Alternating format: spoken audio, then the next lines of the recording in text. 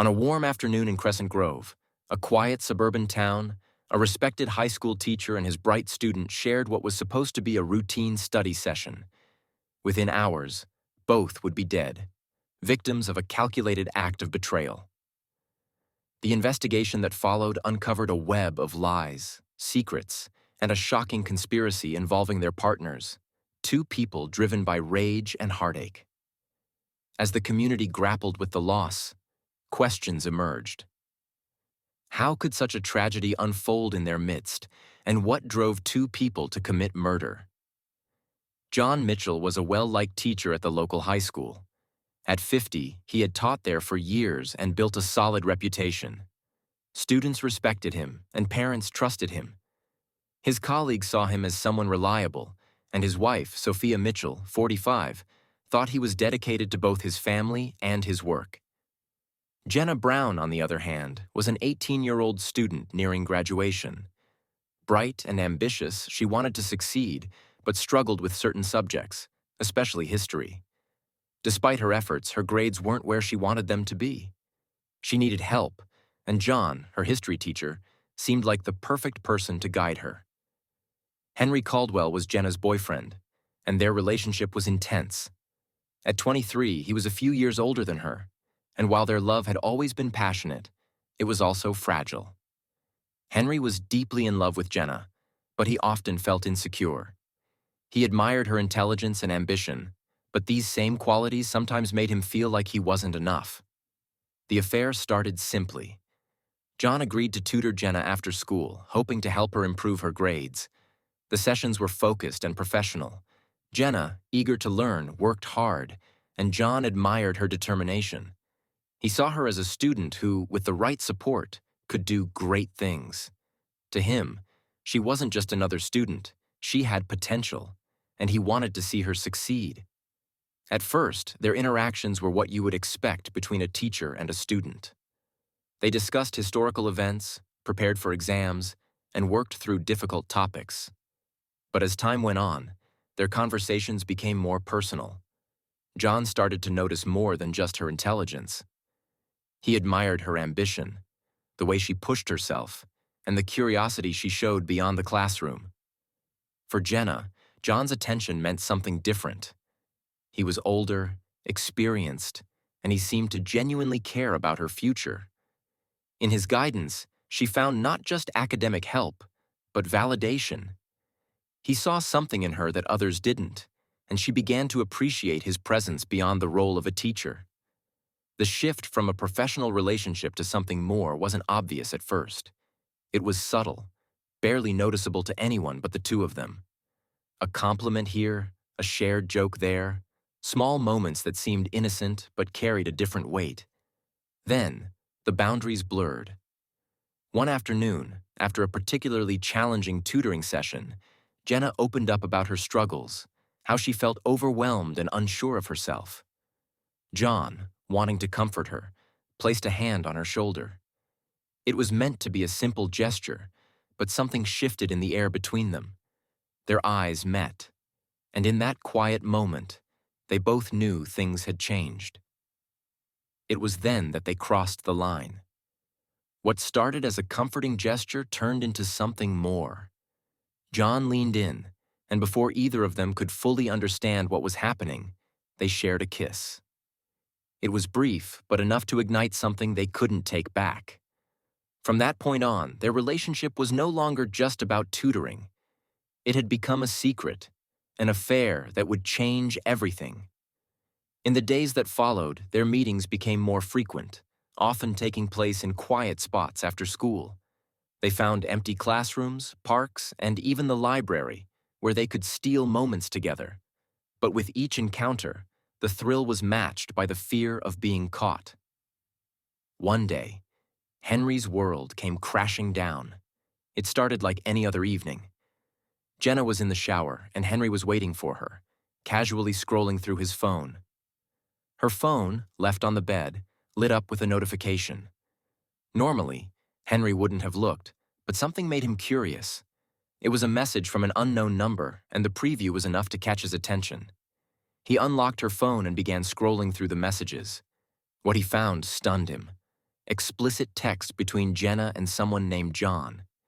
He read through the messages again, trying to process what he was seeing: flirtatious comments, secret plans to meet after school, and detailed descriptions of moments they had shared. The realization hit him hard. Jenna was having an affair with her teacher. Henry's heart raced, and a mix of anger, sadness, and confusion overwhelmed him. The girl he loved, the girl he trusted, had betrayed him. The more he read, the more he felt the walls of their relationship crumbling around him. The betrayal cut deep.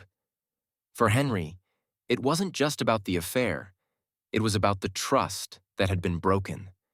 He had always feared that Jenna might find someone better, but he never imagined it would be her teacher, someone much older, someone she should have been able to turn to for guidance. Now, that trust was shattered, and all he could feel was pain. Consumed by rage and heartbreak, Henry made a decision. He couldn't sit with this information and do nothing. He needed answers. He needed to confront the man who had not only betrayed him, but had crossed a moral line by taking advantage of Jenna. Without thinking about the consequences, Henry grabbed his car keys and headed to John's house, determined to confront him face to face. Henry drove to John's house, his mind racing, fueled by anger and betrayal. His grip on the steering wheel was tight, his thoughts a blur of rage. He didn't have a plan. He only knew that he needed to confront the man who had stolen Jenna from him. When he arrived at the modest suburban house, the lights were on. Henry's heart pounded in his chest as he marched up to the door and pounded on it. He expected John to open the door, but instead, a woman answered. It was Sophia, John's wife. Henry froze for a second. He hadn't thought about her. He hadn't even considered the fact that John had a family. Now, standing face to face with the woman John had also betrayed, Henry's anger momentarily shifted to confusion. Sophia looked at Henry, puzzled. She had no idea who he was, or why he was standing there looking so furious. "Can I help you?" she asked, her voice calm but uncertain. Henry struggled to find the words. "I need to talk to John," he said, his voice shaking with emotion. Sophia frowned. "John's not here," she replied, still calm but now more curious. "Why? What's this about?" At that moment, something inside Henry snapped. The flood of betrayal he had been holding back came pouring out. "Your husband," he spat the words, "is sleeping with my girlfriend." The words hung in the air, sharp and raw. He watched as Sophia's expression shifted from confusion to shock. For a few seconds, Sophia didn't say anything. She just stared at Henry, trying to process what he had said. She shook her head as if trying to push the idea away, but she could see the pain in Henry's eyes. His words felt too real to ignore. Slowly, her face changed. Calm and control gave way to suspicion and fear. Henry could see it happen, like the final piece of a puzzle clicking into place. "I've had my doubts," she whispered, almost to herself. Sophia's voice was steady, but there was a tremble beneath it. She had noticed the signs. John coming home late, his distracted behavior, the excuses that didn't quite add up. She had even wondered about a few of his students, but she had pushed those thoughts aside, convincing herself it was nothing. Now, Henry's revelation confirmed what she had been too afraid to admit. Sophia took a deep breath, trying to regain her composure. "You're sure?" she asked, needing to hear it again, to make it real. "You've seen something?" Henry nodded, his face grim. "I found messages, explicit ones. I know it's him." For a moment, there was silence. Two strangers standing in the hallway of a house that now felt like a crime scene, both dealing with the same bitter truth. Sophia's mind raced. She had trusted John for years, but the doubt had been growing, and now it was undeniable. Her husband had betrayed her, just as Jenna had betrayed Henry. Sophia straightened, her expression hardening. "We need to find out more," she said, her voice no longer shaky but firm. Henry, still seething, nodded in agreement. Whatever happened next, they would face it together. They weren't just strangers anymore. They were unlikely allies, bound by the same betrayal, determined to uncover the truth. It didn't take long for them to agree on what to do next. They would keep watch, together. They had already confronted the fact that their partners, John and Jenna, had crossed a line. Now they needed to know exactly how far it had gone. So they became spies in their own lives, keeping their emotions hidden as they began their quiet investigation. Henry and Sophia took turns monitoring John and Jenna's actions, each becoming more attuned to the little things they had once overlooked. It started with simple observations, John coming home late from work or Jenna suddenly needing to study at odd hours. They knew these were excuses, cover stories hiding the real truth. Sophia would follow John when he left the house, keeping a safe distance, her heart racing with each turn he took. She watched as he parked his car in places that made no sense for a teacher coming home from school, empty lots, quiet parks, anywhere secluded. It wasn't long before she saw him meet with Jenna, usually late in the evening when most people wouldn't notice. They would sit in his car, talking in low voices, always glancing around as if afraid of being caught. Sophia's stomach turned every time, but she forced herself to stay calm, to watch. Henry, on the other hand, began tracking Jenna's phone calls and text messages. He noticed how secretive she had become, how she would leave the room when John called or turn her phone screen away when a message came in.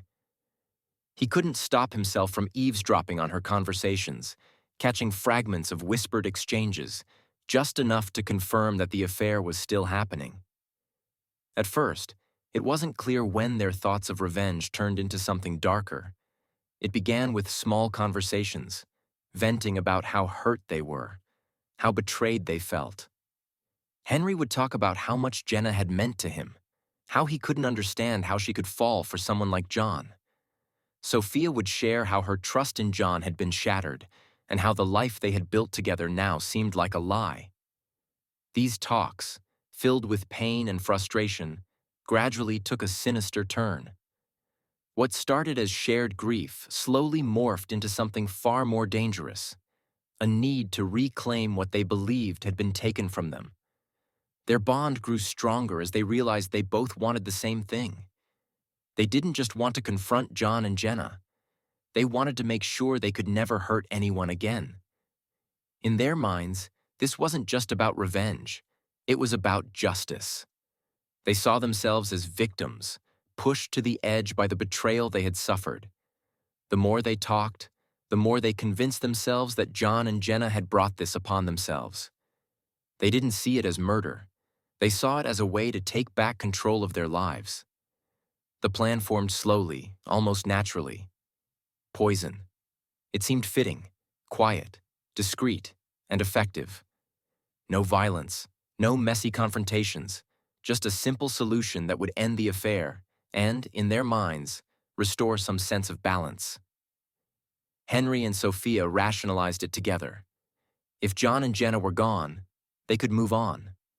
They could stop feeling like victims, stop being haunted by the betrayal. The idea of murder became, in their twisted reasoning, an act of justice.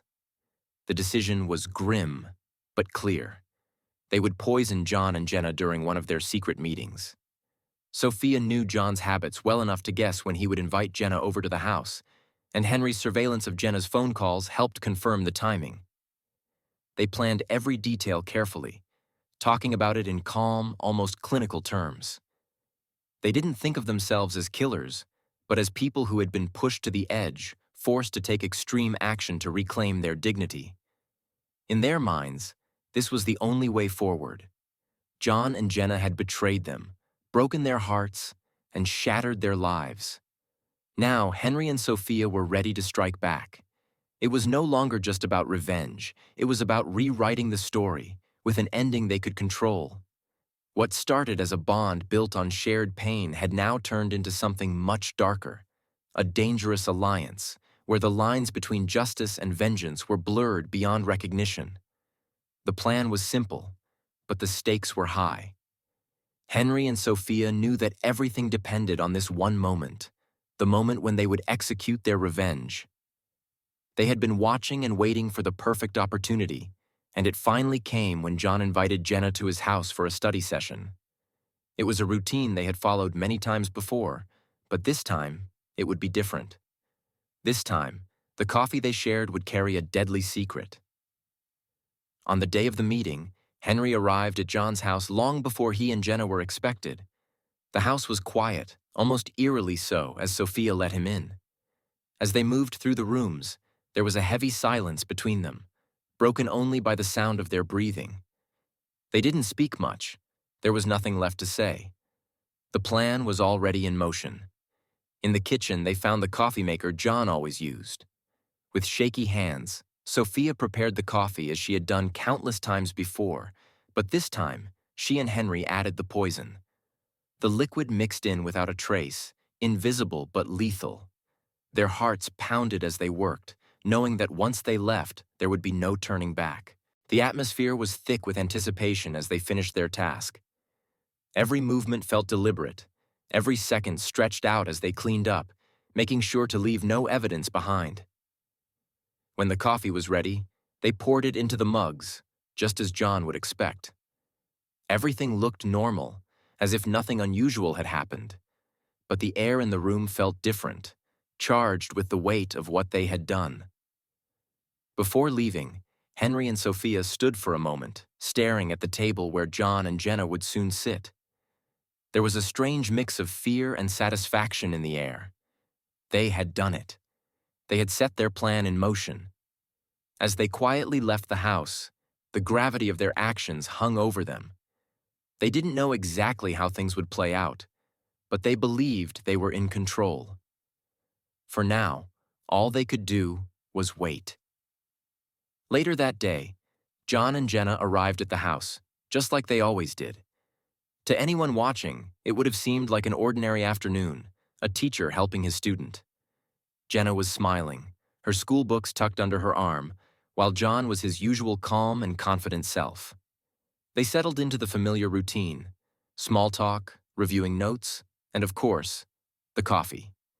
The study session began without a hitch. John poured the coffee and handed Jenna a mug, just as he had done many times before. The poison, hidden beneath the surface, was completely undetectable. They sipped the coffee casually, unaware that each drink was bringing them closer to disaster.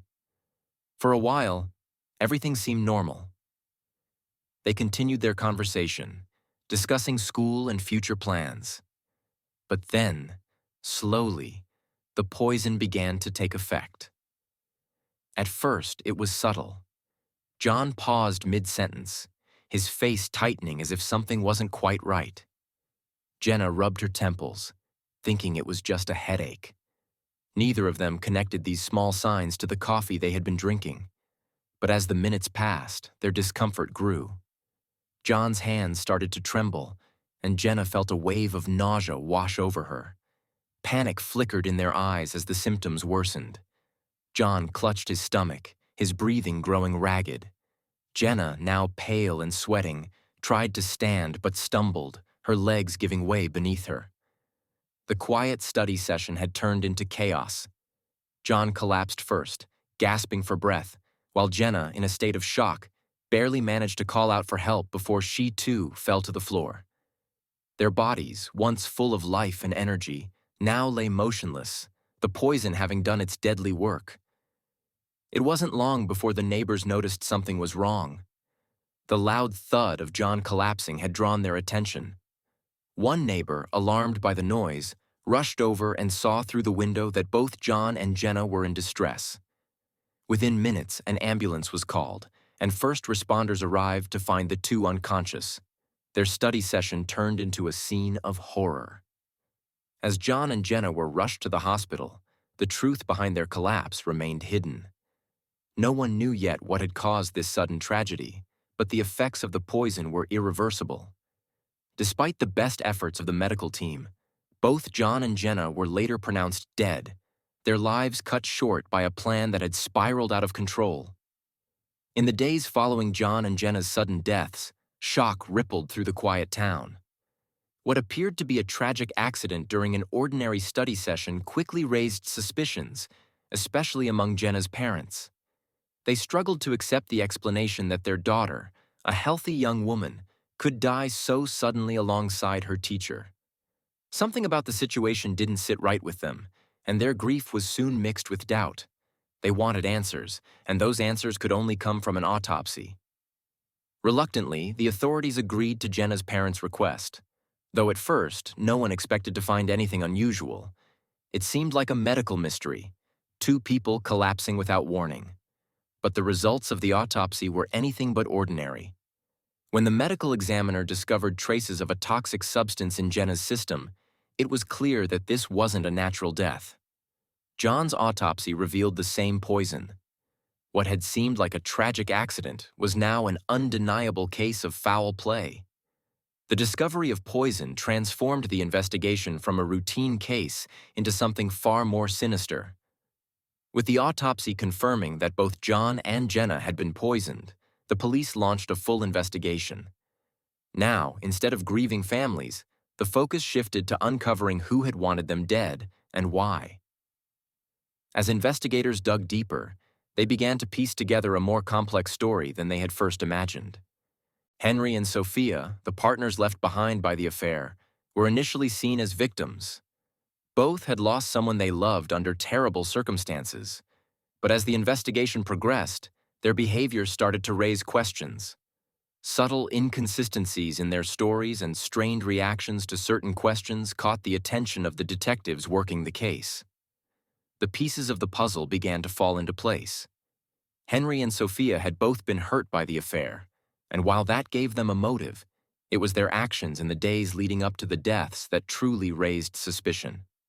Surveillance footage from nearby homes showed Sophia and Henry entering John's house on the day of the poisoning, hours before John and Jenna arrived.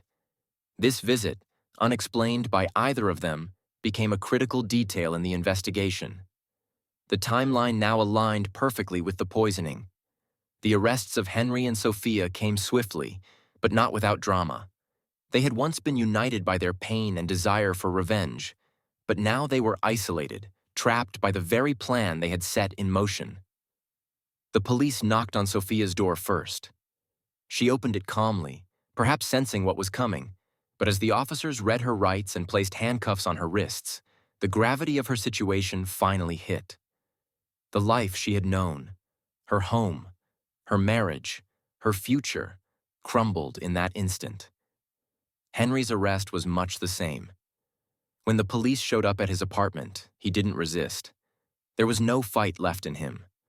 The weight of what he had done, the irreversible steps he had taken, seemed to hang over him as the handcuffs clicked into place. As news of the arrests spread, public condemnation was swift and brutal. The once respected teacher's wife and the heartbroken boyfriend were now murder suspects, their faces splashed across local news. Friends, family, and neighbors couldn't comprehend how their lives had taken such a dark turn.